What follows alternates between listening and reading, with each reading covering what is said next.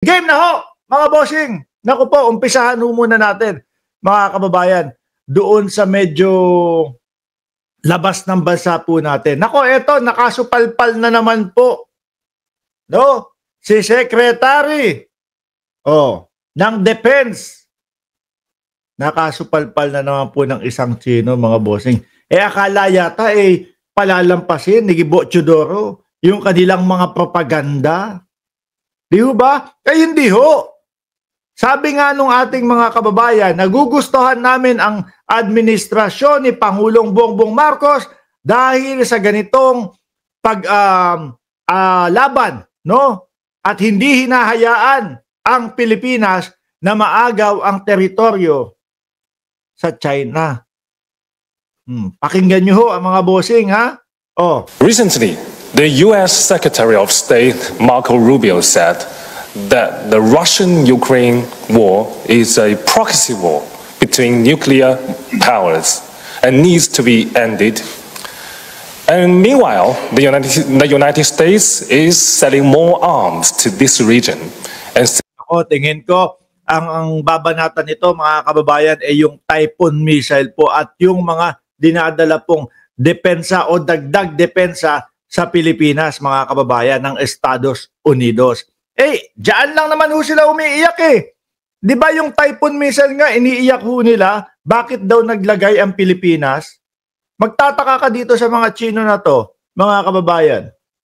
No? Depensa po ng Pilipinas. Ngunit, subalit, datapwat, pinapakialaman po nila. Sila po ang gustong magdesisyon para po sa depensa ng Pilipinas. Ibang klase ho, mga kababayan. Tuloy natin. Setting up more military bases in the Philippines. So, if the proxy war in Europe needs to be ended, are you concerned that a proxy war in Asia might be launched? Thank you. Naku, proxy war lang daw po yung sa Asia. Samantalang sila ang laging nanggaganito sa atin, nang-aapi, mga kababayan. Yung China ang laging umaapi po at meron pa silang pagbala o water cannon sa mga barko nating maliliit. Di po ba? Tapos ang palalabasin nila sa buong mundo? Sasabihin ho nila sa buong mundo, naku po, ang Pilipinas ang nanguna. Ang Pilipinas po ang nagbuyo sa amin para gawin itong water cannon sa kanila. Ngayon, ito, pakinggan nyo po, mga kababayan. No? Pakinggan nyo po, mga kababayan, kung paano supalpalin at ipahiya ni Gibo Teodoro, no, na Secretary ng Defense, itong Chino na ito. Now, to our Chinese interlocutors, I shall address you collectively. And thank you for the propaganda spills. Wow!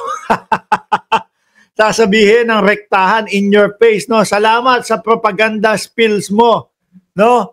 Walang katotohanan. Ito po, babalikan pa mismo, mga kababayan. At ipapaalala sa kanila kung yung kanilang mga pinaggagawa po, mga bossing. At mukhang sila yung talaga namang nag-uumpisa nitong gulo na ito. Disguised as questions.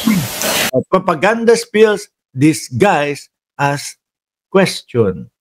Hindi ho makapagwala, mga boss, no?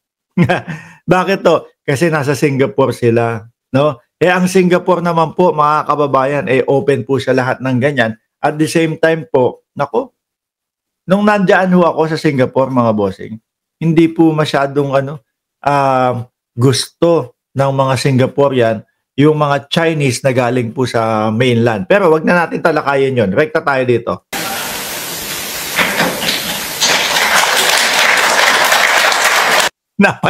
Napalakpakan pa. So, plak sa mukha nung inchik to. Unfortunately, in my personal opinion, the fact that the question was asked in the way it does, it engenders a deficit of trust in China's words vis-a-vis its actions. I just look back to 1995. On a place called Mischief Reef.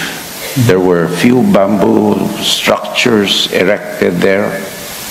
And yan, diyan nila inumpisahan Di ho ba? Diyan ho nila inumpisahan na yun ngayon ho, malalaking building na ho, mga kababayan. Naglalagay sila ng mga bamboos, kagaya nung sinasabi, naglalagay. Kumbaga, yung mga bamboos, Mark, bakit building tapos bamboos lang ang ilalagay? Doon po mag-uumpisa yun, mga kababayan. Kung nakakakita kayo nung mga binubuong bahay, ginagawang bahay, sa mga kapitbahay nyo, mga nagpapagawa, nagpapataas na second floor, di ba, mga kahoy lang din ang ginagawa doon para sumalo at para, kumbaga, maging mga tungtungan nila at sumalo doon sa simentong gagawin nila. Ganyan lang din ho yan. China said that these were temporary havens for fisherfolk.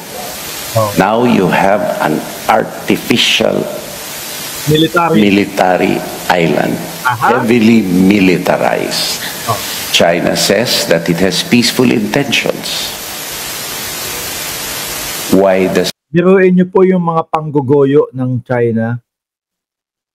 Tingin ko ho, mga kababayan, nagoyo din si Duterte Ang dating Pangulong Duterte, tingin ko po nagoyo din ng China no? Ako naniniwala ho ako doon sa sinasabi ni Secretary, no? Ni Secretary Larry Gadon, mga kababayan, na pumunta si Duterte sa China o pumunta si Duterte sa Hong Kong upang sa ganon humingi ng asylum kay Xi Jinping. Biruin mo sa tagal at inaba-haba ng panahon na siya ay nanungkulan at inalagaan niya ang China. Di ba? Inalagaan niya ang China, mga bossing. Ano ho ngayon ang nangyari? Tinalikuran siya. Hindi siya tinanggap as asylum ng China. Yun ang tunay na nag-traitor sa kanila. It continue to deny the Philippines its rightful provenance under international law and UNCLOS. Di ba? Totoo. Takot sa ICC. Nako, yan na. Nakaka-excite mo yung kay Bato. Mamayang konti lang. Pag-uusapan na din ho natin yan, mga boss. And as proof of this, we do not stand alone. None have agreed with China. And none has condemned the Philippines for standing up against China in the face of a threat to its... Kasi lang ho, yung ating dating Pangulo, biruin mo na ipanalo na natin yan sa UNCLOS, mga kababayan. Sakto ho, nung pagkakaupo niya bilang presidente, kaso wala. Hindi ipinagmalaki, hindi ipinagmayabang, hindi ipinagkalat, hindi isinigaw sa China, kami ang panalo dito sa pinag-uusapang mga teritoryo.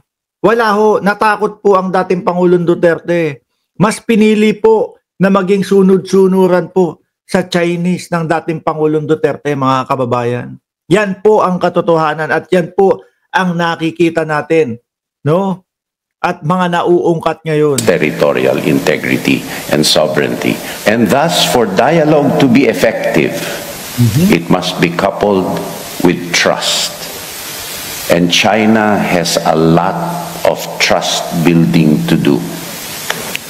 Wala, sirang-sira sila sa buong mundo. Pati nga po mga produkto nila, mga kababayan. Di ba? Pati yung mga produkto nila, sirang-sira din. No? Bakit? Madali lang daw. Sabi ni Frozen Soul, binenta, ay nasend. Hindi. Di ba? Naging usap-usapan niyang batuhan sila. Sino ba talaga ang nagbenta ng West Philippine Sea? Si Trillanes daw, sabi ng mga Duterte. Hindi naman po napatunayan. Mga Duterte daw, sabi naman ni Trillanes. Kung titignan ho natin, mga bossing, no? Kung titignan ho natin, mga kababayan, about dyan sa nakikita natin, resulta po, pagkatapos ng pagkakaupo ng dating Pangulo, mas mukhang maniniwala ako kay Trillanes na sila ang nagbenta. Sabi ni Eagle, chismis lang itong vlog mo. Nako, eto, umpisa pa lang. Si Gibo ang nagsasalita. Mamaya na, kinakabahan na kayo kay Bato. Nok-natin na pa naman. Huwag kayong kabahan. Si Bato naman yan. Si Bato naman yan. Di ba? Kung meron man dadamputin ng ICC si Bato, hindi naman kayo. Huwag kayo kabahan. Nag-iiyakan agad kayo eh. Tanggalin ko na muna ho itong si Gibo Chodoro.